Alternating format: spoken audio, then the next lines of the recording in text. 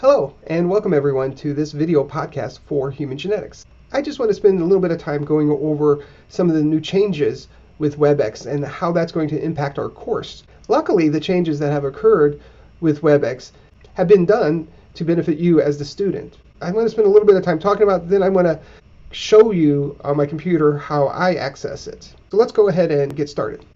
So starting this fall, WebEx has gone through some changes at CMU. As I just said, these changes are going to turn out to be quite a big benefit for you as the student. And as I look more into it, it's actually going to help the course quite a bit as well. The nice thing for you is that every student will have their own personal WebEx page that they can use to host meetings, host discussions, to video conference with family or friends. If you use this, you will get a lot of benefit from it. And for Biology 315, it's going to turn out to be a very useful tool for you as well. Now, if you've taken an online class in the past and your instructor used WebEx, you might not actually see a huge difference. But one big difference is that there is not a WebEx tool directly in your Blackboard shell. That's not a huge deal, but you will just access it a little differently.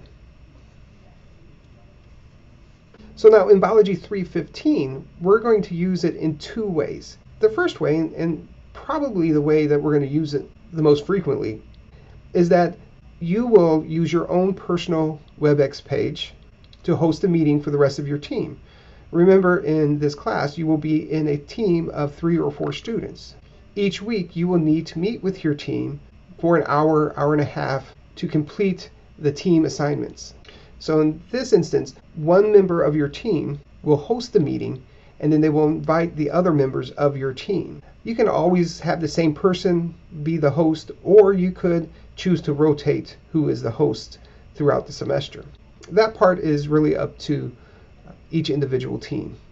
Now, we may use WebEx periodically in this class for the whole class to meet together, because doing so, there are some functionalities with WebEx that might prove to be beneficial in some circumstances. However, we may not ever use that. And if we do, I will certainly let you know and give you the proper links. So what I'd like to do is go over step by step how you're going to access your personal WebEx room and then how you set up a meeting. It's really pretty straightforward. But for now, let's go ahead and open up a new window. Okay, well, the first thing you'll want to do is to go to your Blackboard page for Biology 315.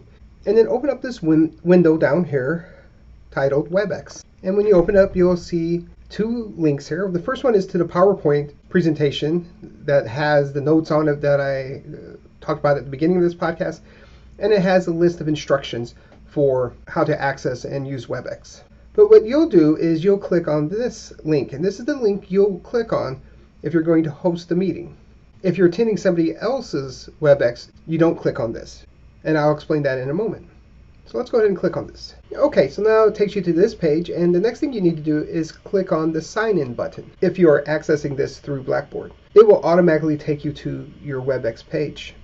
If you had not already signed in, then you would just need to sign in with your global ID and your password. Now there's a lot going on in this page here, but there's really only 2 things that you need to be aware of. The first is this link here. This is cmish.webex.com/meet/ and then your new username. Now, I should point out that I am not using my personal WebEx page. I'm using my son's, who is a student here. I mainly did that because I'm not sure if there's a difference in the way the personal WebEx page looks between a faculty member and a student. I don't think there is any difference, but in case there was, I wanted to make sure that you saw what the student was seeing, just in case you're trying to figure out why that is not me. So what we do now is we hit Start a Meeting. You may notice this little drop-down menu, but I don't mess with that. I always just keep it at, always choose the best option for me, because when it comes to technical things, that's always the best default. Let the computer decide for me. All right, so hit Start a Meeting, and it's going to take you right to your meeting. This is your meeting that you are hosting. Now, the first time you sign in, it may ask permission to access your camera and your microphone. Please make sure you accept those. You will have an opportunity to turn on and off your video or your microphone during the session if the need arises. All right, so here it says click audio and start video. You click that. Okay, so now that we're connected, you can see that we have a few features down here. I've already hit mute on mine because when I'm recording on WebEx and my camera for the video podcast, it causes some distortions and it makes the audio impossible to hear. In your sessions, though, you should keep it on, and you should keep the video on as well. This makes your sessions more efficient. In past experiences, when students or groups rely on typing their answers, it just takes longer and students don't learn as much. So keep the video on and the audio on. You'll be thankful. However, with that said, there will be times when you're in a meeting where you just need to either turn off the video or turn off the microphone or both.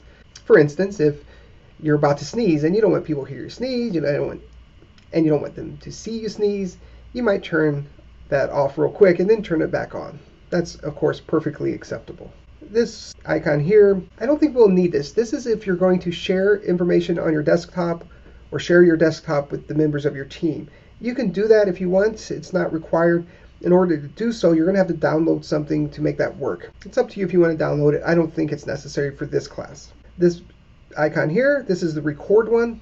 I want you to record each of your sessions. This is helpful for at least two reasons. The first is if you're preparing for an exam and you forget what was said, you could always go back to the recording.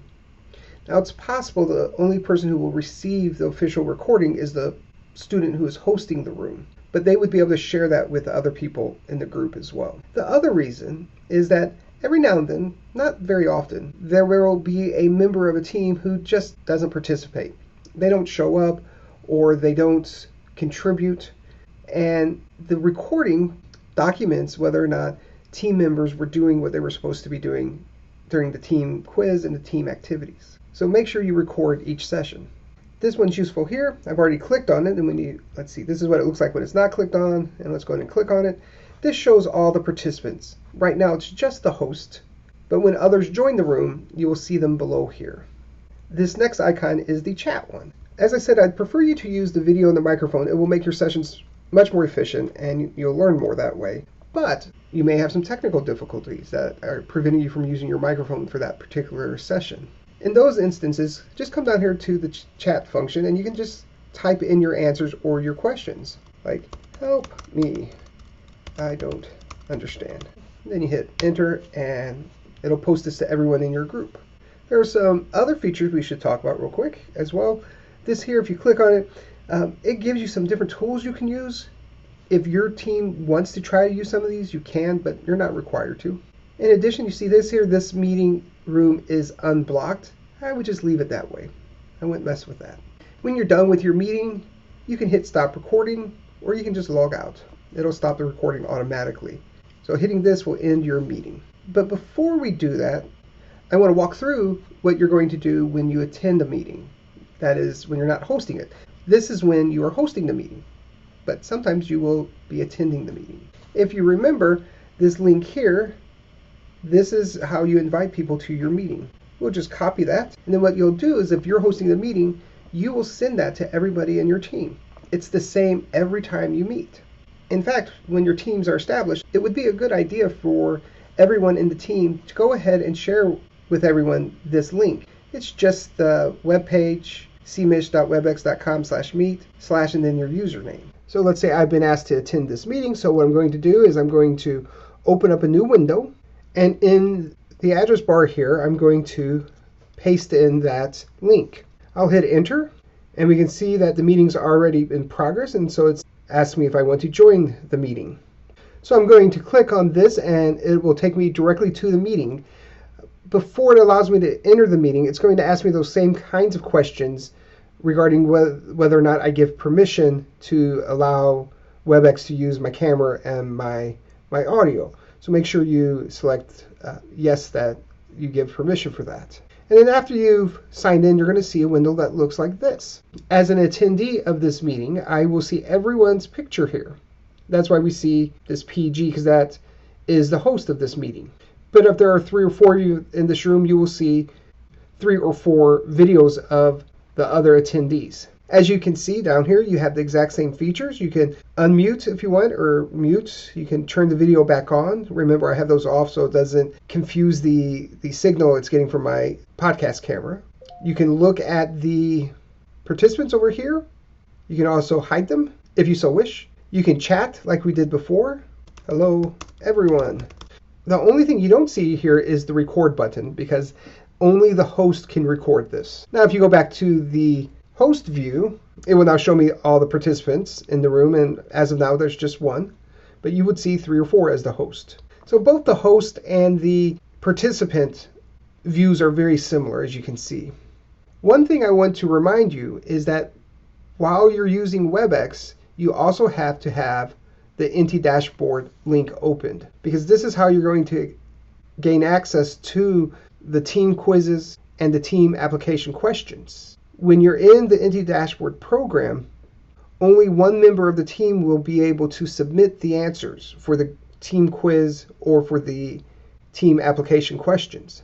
However, every member of the team will be able to see the questions, and every member of the team needs to provide feedback for those questions so that the team comes up with the best possible answers. What I will do is I will rotate the person who is responsible for submitting the responses for the team quiz or the answers for the group activities. What I'd recommend you do before you use the WebEx for the first time is to go ahead and sign into your personal WebEx page to make sure that you can sign in and make sure you feel comfortable using it. If you want to invite a friend to it just for fun, you can send a friend, a roommate, or somebody like that, the link to your WebEx page to see how it looks when they join your room. Well, I guess that ends this podcast. I hope you were able to learn about the benefits of WebEx from your personal WebEx page and see how we're going to use it in this class. If you have any questions at all, please contact me and I'll do my best to answer any questions you might have. However, if it's a technical question as to why WebEx isn't working or why a particular feature isn't working or you can't get logged in, all these kinds of questions, I recommend that you contact the help desk first. They're very knowledgeable on WebEx, and it's quite likely that any question that you have, I suspect they've answered that question numerous times before. All right, well, that's it. See you on the next podcast. Bye for now.